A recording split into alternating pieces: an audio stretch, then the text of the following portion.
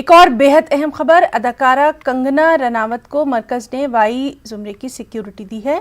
Shiv Sena leader Sanjay Raut और कंगना रनावत के दरमियान जारी लफ्जी जंग के बीच कंगना को वाई सिक्योरिटी मुहैया कराई गई है। इसके तहत कंगना की हिफाजत पर 11 सिक्योरिटी एहलकार मामूर होंगे।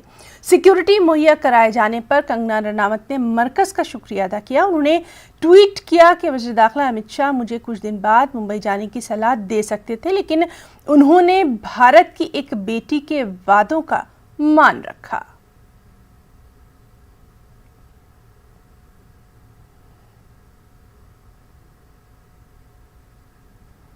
और चलिए रुक करेंगे दिल्ली का। इस वक्त मौजूद है हमारे साथी शैलेंद्र वांगू।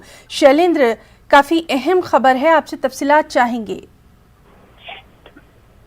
बिल्कुल, कंगना रनावत को लेकर जिस तरह का पिछले दिनों हमने देखा है कि ट्विटर वॉर चल रहा था शिवसेना के बीच और कंगना रनावत के बीच में, जिसके बाद कंगना ने दावा किया कि उनको धमकियां मिल रही हैं और इस पूरे मामले को लेकर सुरक्षा एजेंसियों की तरफ से जो इनपुट्स मिले हैं उसके आधार पर कल देर शाम एक बैठक हुई थी गृह मंत्रालय में, जिसमें ये फैसला लिया गया कि कंगना रनावत को Y+ कैटेगरी की सिक्योरिटी, सेंट्रल सिक्योरिटी मुहैया कराई जानी चाहिए, जिसको लेकर अब से कुछ देर बाद ऑर्डर भी जारी कर दिया जाएगा। हालांकि हमारे सोर्सेज भी कंफर्म कर रहे हैं कि Y+ कैटेगरी की सिक्योरिटी कंगना रनावत को मिलेगी, जो कि कंट्री वाइड यानी कि पूरे देश में जहां भी वो जाती हैं उनके साथ ये सिक्योरिटी साथ रहेगी। हालांकि अब तक ये साफ नहीं हुआ है कि ये सिक्योरिटी किस सेंट्रल एजेंसी को दी जाएगी, CISF या CRPF। अब तक उस ऑर्डर की अभी तक वेट हो रही है, लेकिन माना जा रहा है कि 9 सितंबर को बताया जा रहा है कि कंगना मुंबई जा सकती है, तो वो उसको ध्यान में रखते हुए माना जा रहा है सिक्योरिटी मुहैया कराई गई है, क्योंकि उनको धमकियां मिल रही थी कि मुंबई आने पे